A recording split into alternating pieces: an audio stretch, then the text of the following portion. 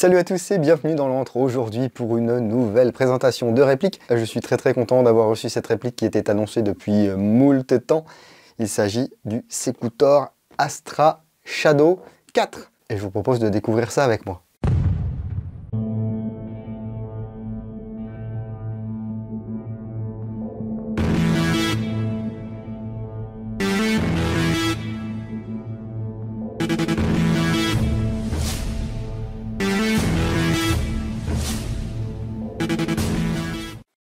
Avant de rentrer dans le vif du sujet, j'aimerais remercier toute l'équipe de 020 Magazine qui m'a envoyé cette réplique afin que je puisse la découvrir, la tester et vous la présenter. Ces Secutor Astra viennent juste d'arriver dans les boutiques, ou peut-être pas tout à fait, enfin il y a des boutiques qui les ont déjà, d'autres qui les attendent de pied ferme.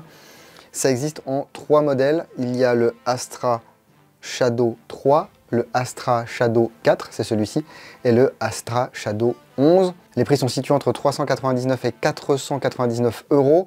Celle-ci est à 449 €, prix public conseillé. Après, les prix que vous verrez dans les boutiques, c'est les prix qui sont choisis par les boutiques. Et en parlant de boutique, on va parler un petit peu de mon sponsor NaturaBuy, qui est également une boutique d'airsoft et une marketplace, qui vous propose également des occasions. Et justement, du 25 juillet, c'est-à-dire aujourd'hui, date de sortie de cette vidéo, jusqu'au 31 juillet, NaturaBuy vous offre 10 € sur votre première commande, dès 79 € d'achat.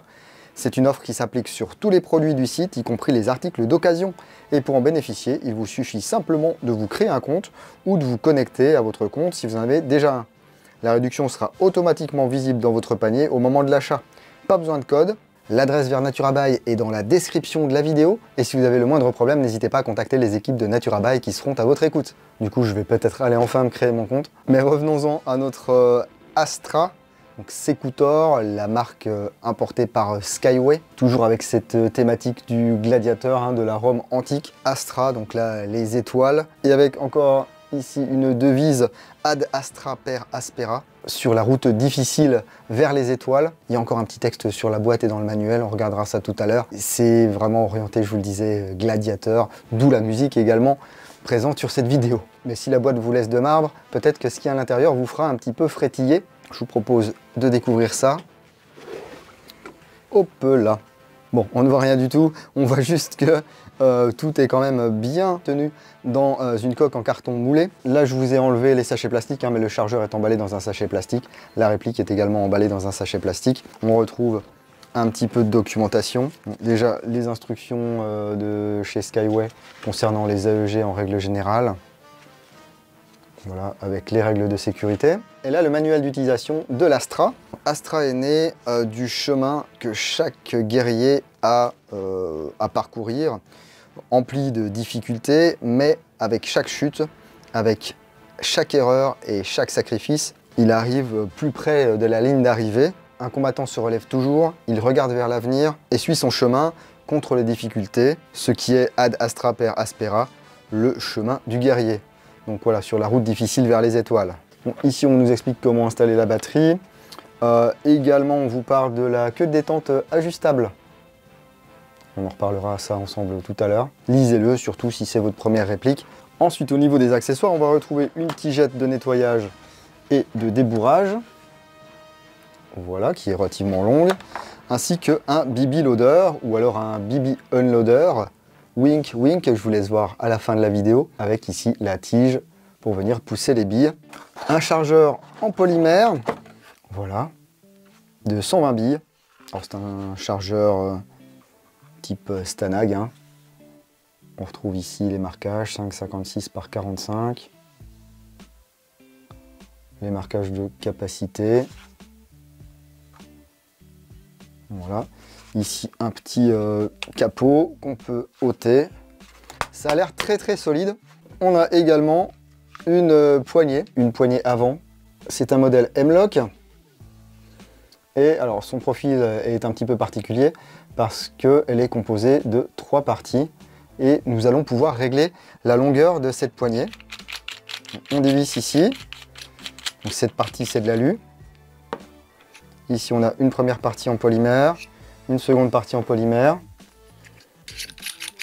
une seconde partie en alu, un ressort, parce qu'on va certainement pouvoir mettre des piles ou quelque chose comme ça là-dedans. une partie ici, la dernière partie là, qu'il faudra donc dévisser, je vous le disais, pour aller attraper au fond ici, on ne voit pas, hein, mais il y a une petite vis justement pour aller verrouiller le M-Lock. Donc soit vous la mettez comme ceci, toute petite, soit comme ceci en version moyenne, ce qui serait moi ma version préférée, ou soit en version longue, comme on a vu au début. Hein. Voilà.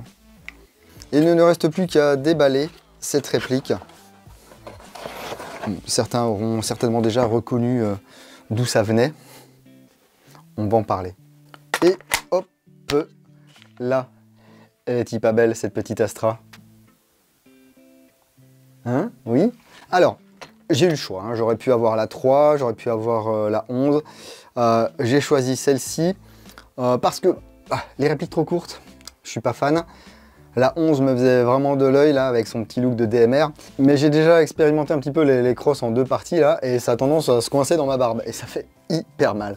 Mais c'est sûrement parce que ma joue est mal gaulée. Hein. Donc j'ai choisi cette Astra 4. C'est une réplique qui a été assemblée en collaboration avec Ares, comme les Rapax. Et pourquoi le nom est Secutor Astra Shadow? Eh bien tout simplement parce que Secutor a choisi une combinaison de noir ici pour le receveur supérieur et le receveur inférieur et de gris Shadow pour le garde-main et le tube de crosse. Les caméras et les photos, franchement, ça rend pas la beauté de ce gris foncé anodisé là.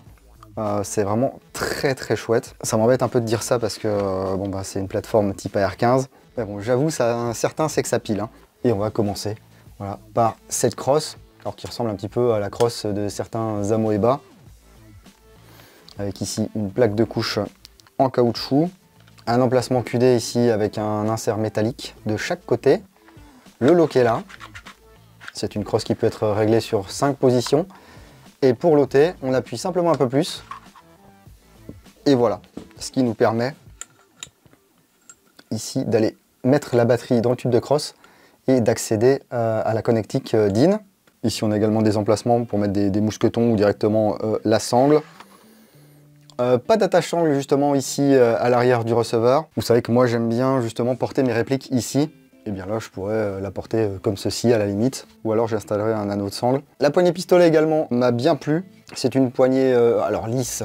Pas vraiment lisse parce qu'il y a une petite texture dessus. Mais lisse dans le sens où ici il n'y a pas justement les emplacements de doigts comme sur l'Astra 11. La poignée est jolie de l'Astra 11.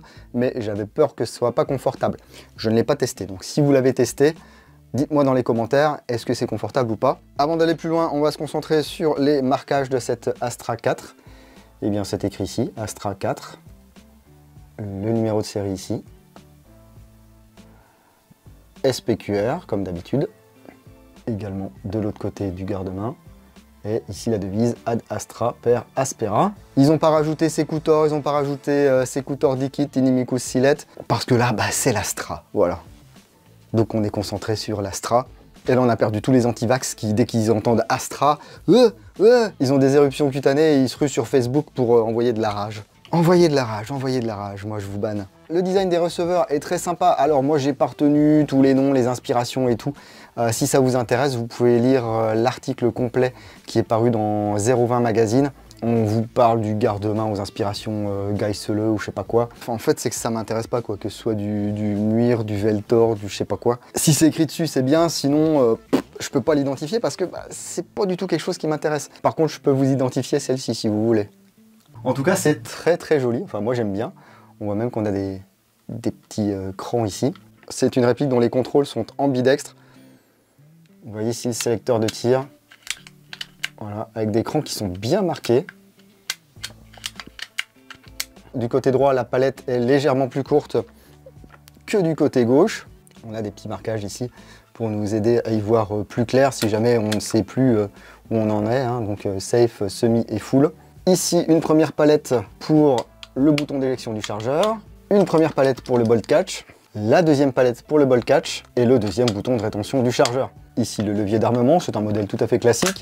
Ce qui est sympa, voilà, c'est qu'il va ici nous ouvrir le cache-poussière qui est en plastique, nous tirer le faux ensemble mobile et on va pouvoir accéder à la molette de réglage du hop-up, voilà, qui se situe ici. Elle dépasse pas beaucoup, Moi ce que je fais c'est avec mon ongle ici, je la fais rouler. Donc vers le bas on rajoute du hop-up, vers le haut on enlève du hop-up. Si vous allez trop loin, il y a un clic et ça se remet à 0. Une fois que j'ai effectué mes réglages, hop,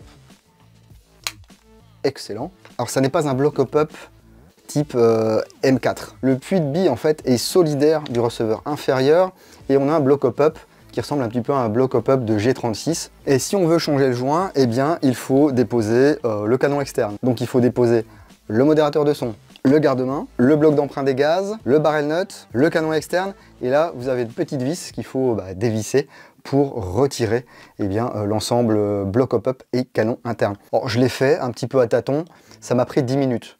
Maintenant que je sais faire, je pense que, allez, bon, on le fera tout à l'heure, on le fera tout à l'heure, on le fera tout à l'heure, on le fera tout à l'heure. J'étais pas parti pour démonter des trucs, mais je sens que c'est encore une vidéo qui va durer 3 quarts d'heure, ça. Donc, où en étions-nous? Oui, le garde-main, donc, avec sa teinte Shadow, comme le tube de crosse. Hein. Alors, c'est un garde-main qui est orné ici d'un port QD de chaque côté. Voilà.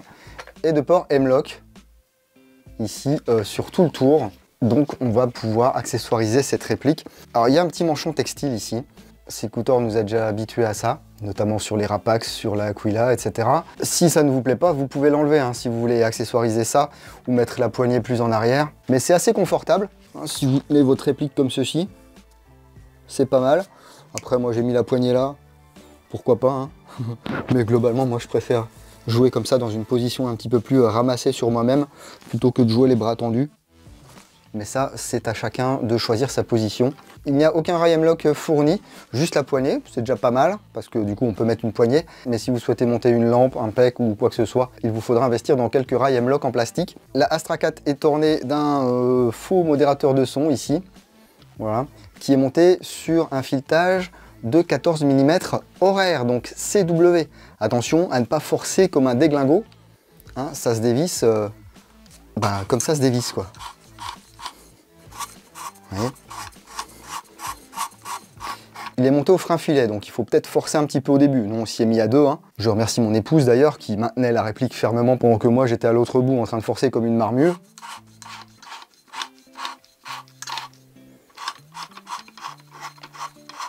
On va y arriver, on va y arriver, on va y arriver, on va y arriver, on va y arriver, on va y arriver.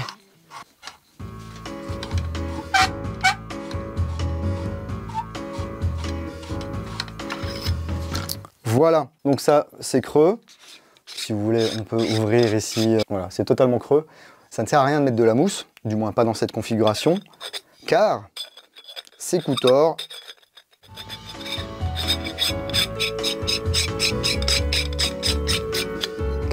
a choisi de mettre un canon long. L'extrémité du canon va donc venir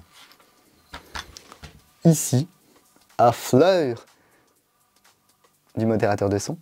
C'est un choix, moi je vous avoue que j'aurais peut-être mis un canon un petit peu plus court et puis j'aurais peut-être tenté justement d'amortir un petit peu le son. Le canon c'est un canon d'AEG standard.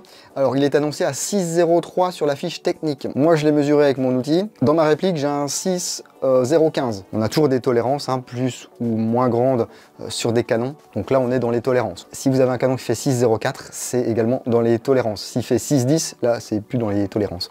Donc attention, si vous voulez mettre un traceur ou quoi que ce soit, il faudra un adaptateur parce que souvent on a du 14 mm anti-horaire, donc CCW. Et là, c'est du 14 mm horaire. Cette réplique est également équipée d'un rail supérieur, un rail Picatinny. Ce qui est sympa, c'est qu'il n'y a aucune interruption. Et puis, nous avons des organes de visée en plastique, des flip-up. Donc, une hausse avec 2 orifices différents. Voilà.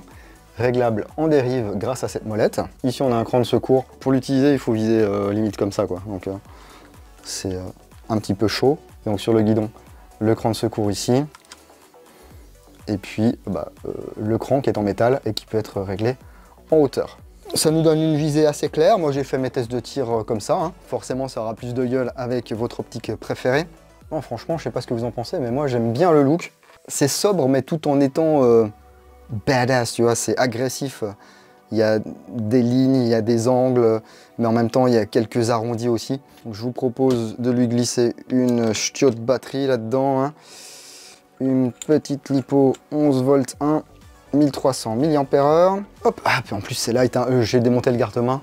Ça pèse 3 fois rien. Je ne sais plus si on a parlé des dimensions. Ça mesure entre 765 et 845 mm pour une masse de 2550 grammes. Merci l'alu, merci les pores M-Lock. À l'intérieur de ce corps, on a une Gearbox V2 Ares avec système EFCS, donc MOSFET programmable, un micro switch de queue de détente. Et la queue de détente, c'est vrai que je vous en ai pas parlé, mais c'est une queue de détente en acier usiné CNC. Et ici, alors on ne la voit pas, mais je vous ferai des photos. Voilà, en bout de doigt ici, il y a une petite vis qui va permettre de régler la course de détente. Donc si vous voulez une course de détente un peu plus longue ou un peu plus courte, il sera possible de la modifier. On peut également programmer le MOSFET grâce au boîtier Ares, pour avoir du burst de 3, pour n'avoir que du semi par exemple. Et voyons voir ce que ça donne.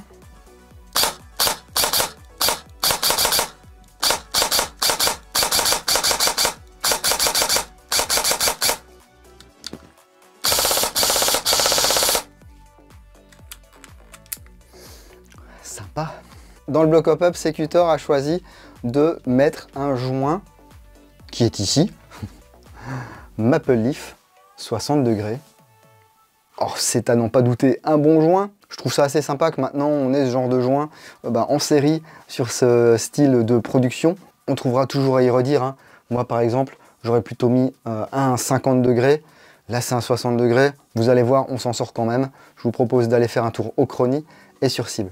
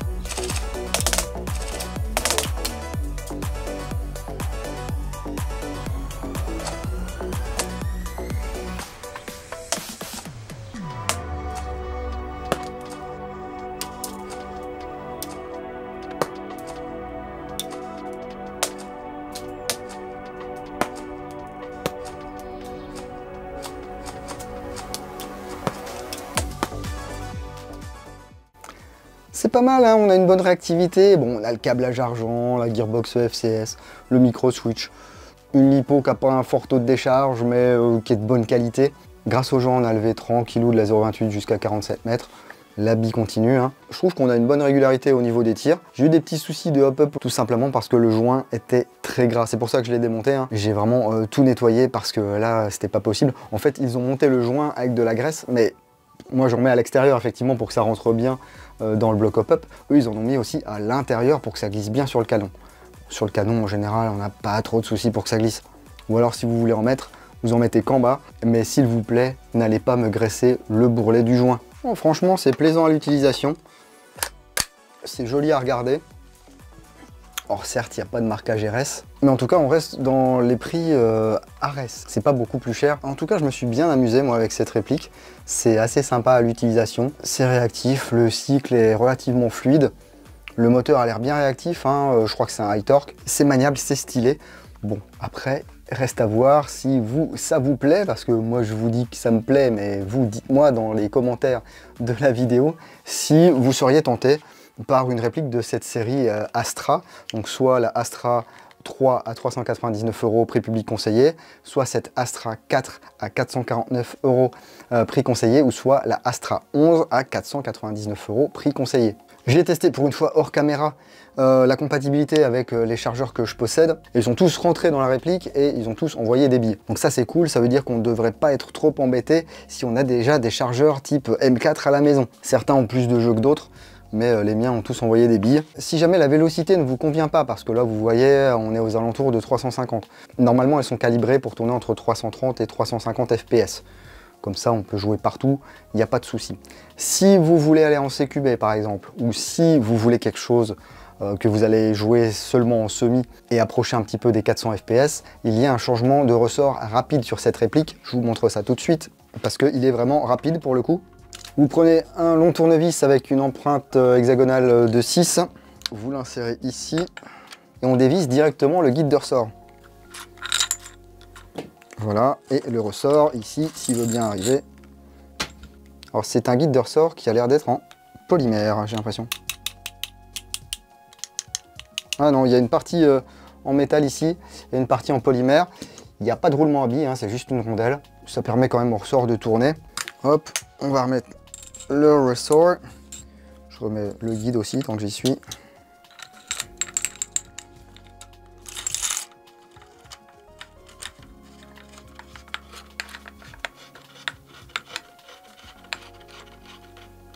On visse.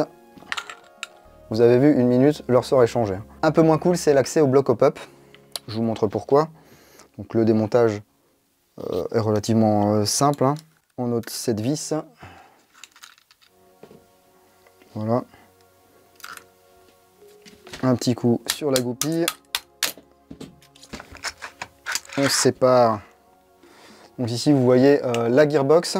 Et comme je vous le disais auparavant, ici eh bien, le puits de chargement des billes, donc qui n'est pas solidaire du bloc hop-up. À la manière un petit peu des G36, le bloc hop-up est ici. Donc là vous voyez un petit joint vert parce que j'ai fait des tests aussi avec un GG. Hein. Et le bloc hop-up ne sort pas en fait. il veut pas sortir. Donc je vous le disais, il va falloir démonter le modérateur de son, le garde-main, l'emprunt des gaz, le barrel nut. Donc faisons ça ensemble. On commence par le modérateur. Oh non, pas encore.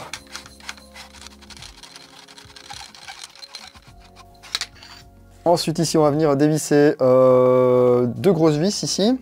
Voilà, donc on a une attache ici qui vient. Et il y a une petite vis ici de chaque côté qu'il faut également déposer. Enfin déposer ou au moins desserrer. Voilà, donc ici on a le fond emprunt des gaz avec le tube, etc. Et ici le barrel nut, hein, donc l'écrou de canon. D'origine il est très serré, donc il faut certainement ôter obligatoirement l'emprunt des gaz. L'emprunt des gaz c'est pas très compliqué, hein, c'est une petite vis ici et 2 goupilles. Ben, on va le faire, hein, tant qu'on est là. Alors, il y a un sens pour les goupilles. Hein. Moi sur ma réplique c'est de la gauche vers la droite. Hein. Ce sont des goupilles en acier. Hop, ici on fait coulisser vers l'avant. L'étoile également. Et là on a le champ libre pour venir dévisser le canon. Voilà.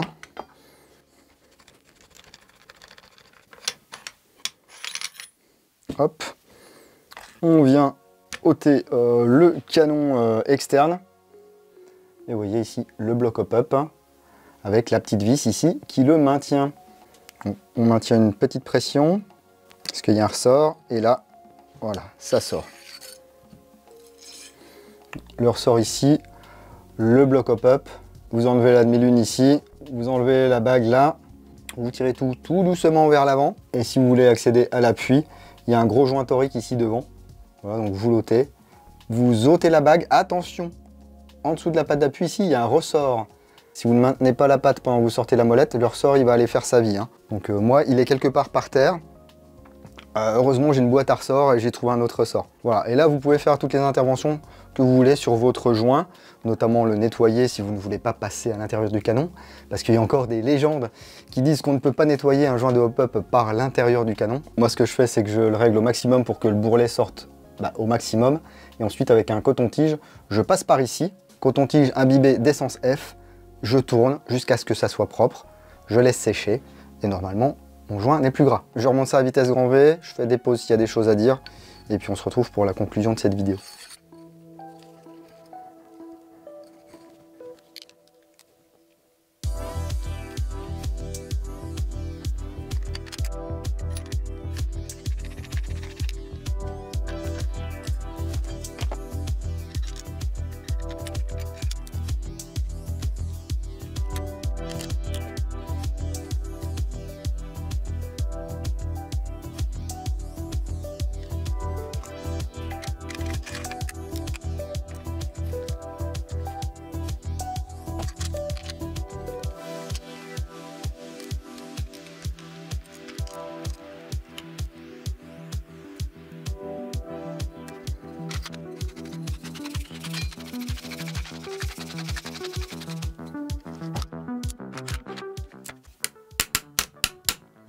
Et voilà, vous avez vu, en 30 secondes, c'est remonté. Hein. Alors, pas surpris parce que je savais d'où venait la réplique, hein, donc je m'attendais à cette qualité, mais je m'attendais pas à cette couleur, en fait, à ce gris sombre, anodisé, là, ce gris shadow.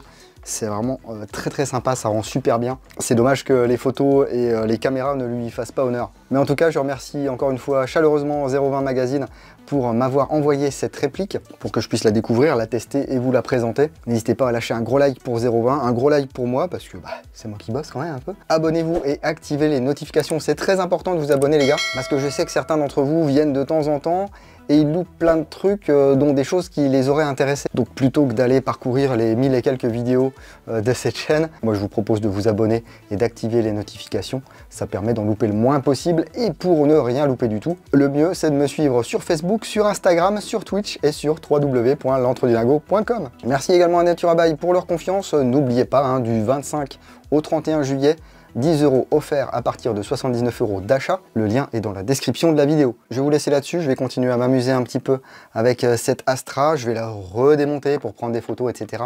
Essayer de vous proposer une review complète d'ici, j'allais dire d'ici peu, mais d'ici quelques temps. Continuez à prendre soin de vous. Si vous allez en jeu le week-end prochain, n'oubliez pas, jouez sérieusement, mais sans vous prendre au sérieux. Et moi, je vous dis à bientôt dans l'Entre-Dingo. Bise.